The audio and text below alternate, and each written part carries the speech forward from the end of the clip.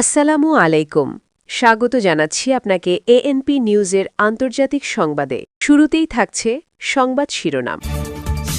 Iran যুক্তরাষ্ট্র সংঘাতে নতুন মোড়, ইরানের পাশে উত্তর কোরিয়া, সেনা সহায়তার ইঙ্গিত দিলেন কিম জং উন, বিশ্বজুড়ে বাড়ছে উদ্বেগ। ইরানের একের পর এক ক্ষেপণাস্ত্র হামলা, চাপে পড়েছে যুক্তরাষ্ট্রের সামরিক শক্তি।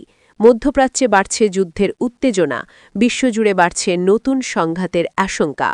এতক্ষণ শুনছিলেন সংবাদ শিরোনাম, এখন বিস্তারিত। মধ্যপ্রাচ্যে উত্তেজনা ক্রমেই বাড়ছে। যুক্তরাষ্ট্রের সঙ্গে ইরানের চলমান সংঘাত নতুন এক মোড় নিয়েছে।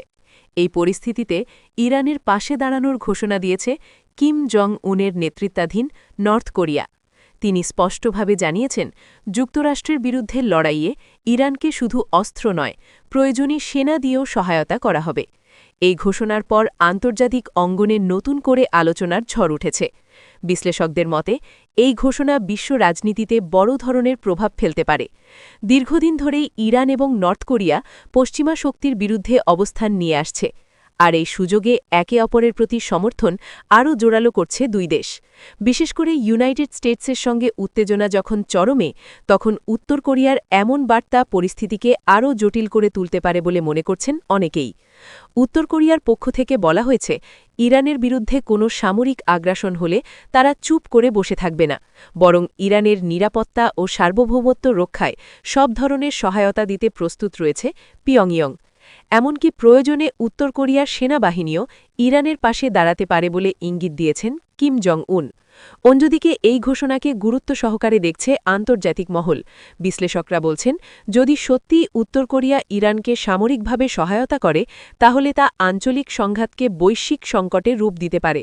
বিশেষ করে যুক্তরাষ্ট্র ও তার মিত্রদের সঙ্গে নতুন করে উত্তেজনা তৈরি হওয়ার আশঙ্কা বাড়ছে।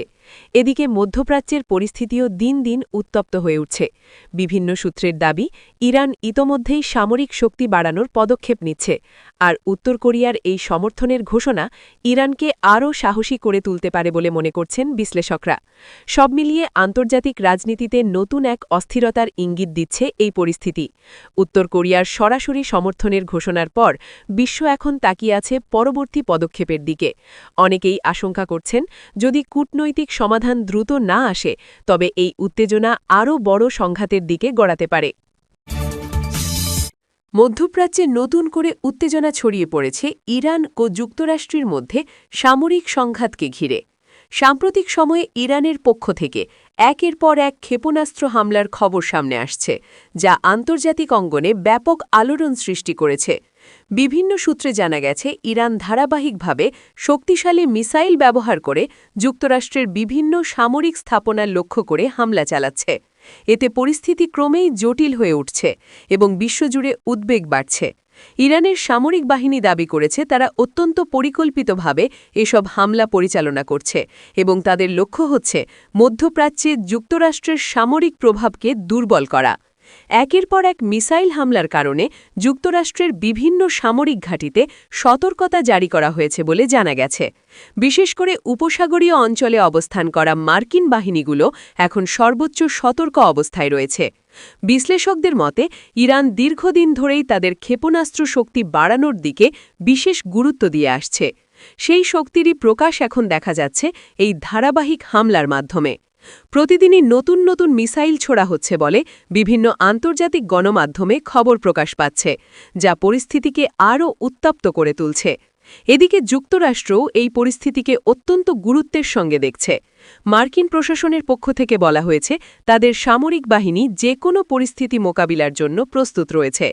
একই সঙ্গে মিত্র দেশগুলোর সঙ্গেও যোগাযোগ জোরদার করা হয়েছে, যাতে পরিস্থিতি আরও অবনতি হলে দ্রুত প্রতিক্রিয়া জানানো যায়। মধ্যপ্রাচ্যের এই উত্তেজনা বিশ্ব রাজনীতিতেও বড় প্রভাব ফেলতে শুরু করেছে। অনেক দেশই এখন এই সংঘাত নিয়ে উদ্বেগ প্রকাশ করছে এবং শান্তিপূর্ণ সমাধানের আহ্বান জানাচ্ছে, কারণ এই সংঘাত আরও বড় আকার ধারণ করলে তা পুরো বিশ্বের নিরাপত্তা পরিস্থিতির ওপর প্রভাব ফেলতে পারে। সব মিলিয়ে ইরান ও যুক্তরাষ্ট্রের মধ্যে চলমান এই উত্তেজনা এখন বিশ্ববাসীর নজরের কেন্দ্রবিন্দুতে পরিণত হয়েছে।